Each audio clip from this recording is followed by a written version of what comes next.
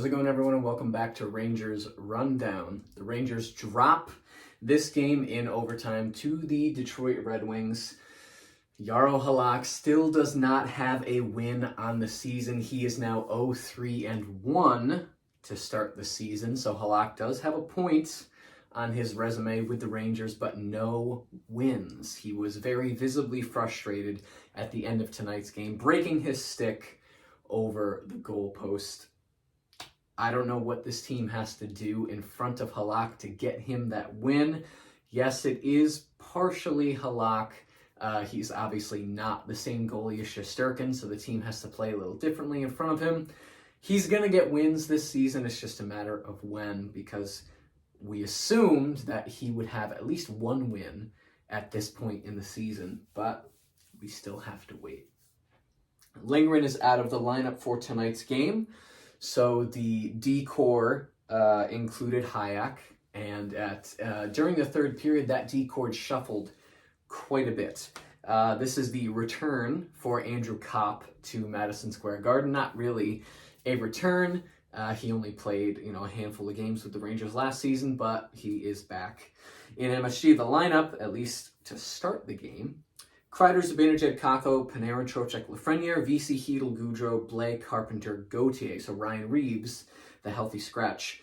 Miller, Fox, Jones, Trouba, Hayak, Schneider. So a very peculiar D-core tonight with Lindgren out of the lineup. And then, of course, Halak between the pipes. Just under 3 minutes in, Gauthier weaves through the slot for a backhand try.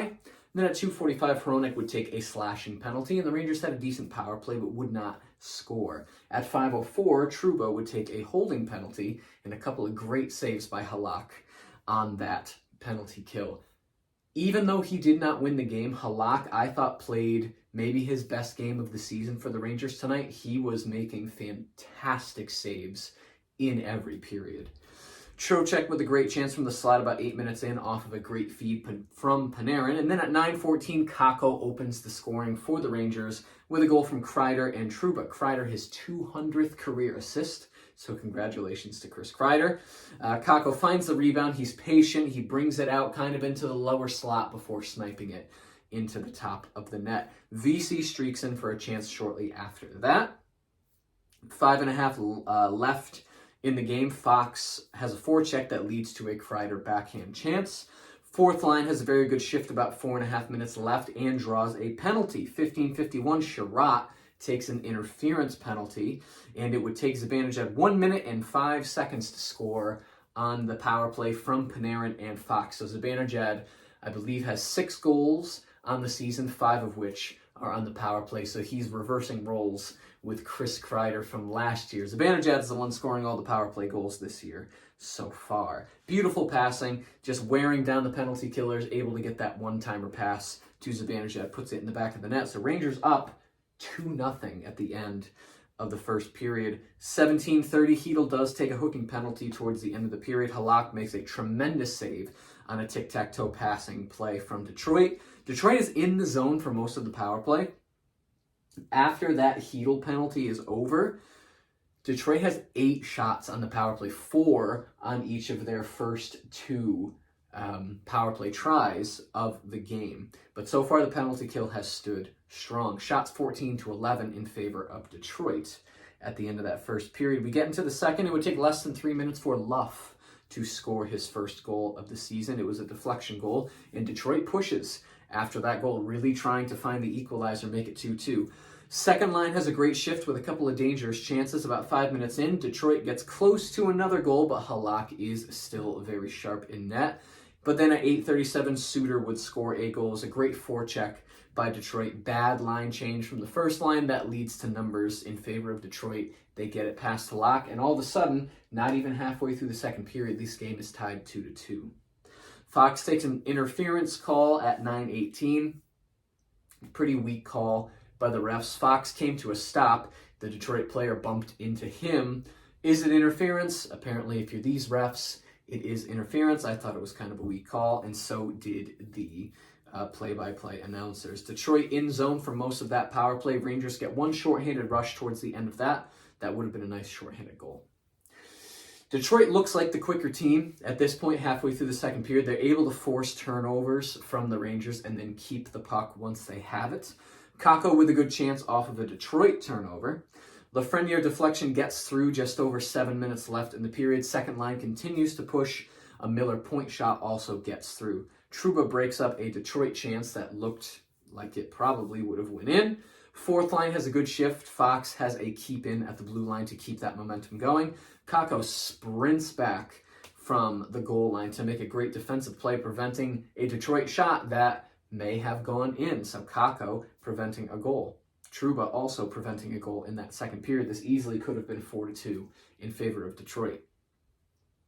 Detroit controlled more of the period, but the later stages of this period, I thought Rangers started to get their groove back. It was definitely Detroit's game for the first, I'll say, 16 minutes. But the last 4, the Rangers started to push back. Shots 10-7 in favor of Detroit in that second period.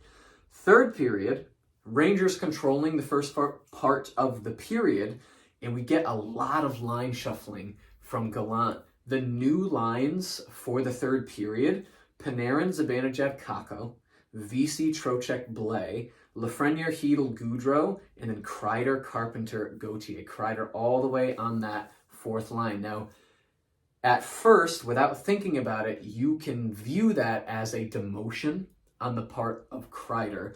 And maybe it was, but if you want to remain positive about it, you could also view it as Gallant trying to get his good players spread throughout the lineup for more of a 4-line attack. Just constantly, there's some forward on the ice that is really good at hockey.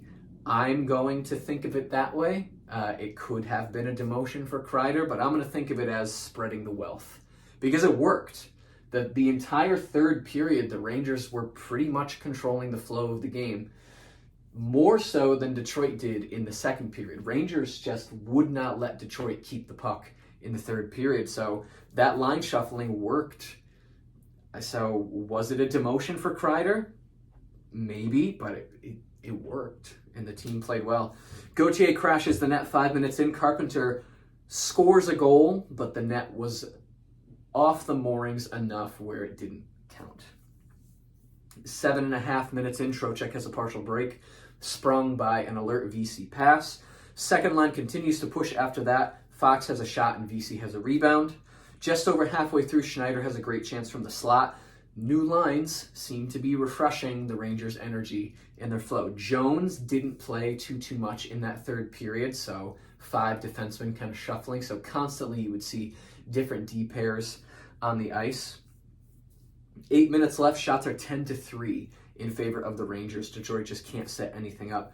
4.5 minutes left. The third line has a huge shift. Halak with a save off of the shaft on a Kubalik partial break. And then within the final minute, Halak with a game or a point-saving save. Halak just save of the game to keep this 2-2 and force overtime. Shots 12-8 in favor of the Rangers in that third period. We get to overtime. Zibanejad, Kreider, and Fox start. But then at 1:44, Miller takes a very, very unfortunate holding the stick penalty, which would lead to Kubalik scoring the game-winning goal on the power play at 2:43. The play went under review after the game was over, but it was onside. So the stick that Halak smashed against the goalpost can stay broken, and the game is over. Halak didn't need a new stick to come back in. That one's broken. Didn't need a new one. We're good. Stats at the end of the game: shots 29-36 in favor of Detroit. Face-off 47.5%, so just under 50. Power play 50% though, 1 for 2. Hits 31-23 in favor of the Rangers. Blacks 15-22 in favor of Detroit. The trivia question of the evening: who are the 3 members of the 1994 Cup team to have run in the New York City Marathon? Apparently the marathon was this weekend, so the trivia question tailoring to that. 3 members of the 94 Cup team to run it. Who were they? And it was Mark Messier in 2011, Mike Richter in 2007, and Adam Graves in 2006. Where to put the Rangers on the glory graph tonight? This is tough. First period, I got to give it to the Rangers. Second period, I got to give it to Detroit. Third period, I give it to the Rangers. Overtime, who knows what would have happened if Miller didn't take that penalty, but he did, and they lost. See, I give the Rangers 2 out of 3 periods. I think they showed enough, regardless of that second period where they kind of got worked. I'm going to put the Rangers just over into the green. Put them right there. That seems fair. If you disagree, feel free to tell me in the comments, or if anything else you feel like I got wrong. You know, I'm just a guy talking about the Rangers. The Rangers are back in action Tuesday night, still at home, against the New York Islanders, who have been playing pretty well as of late. But then on Thursday, the Rangers go to Detroit for a little revenge, hopefully. If you enjoyed this video and you'd like to see more videos like it, be sure to hit the subscribe button. Thank you so much for watching. I will see you in the next rundown.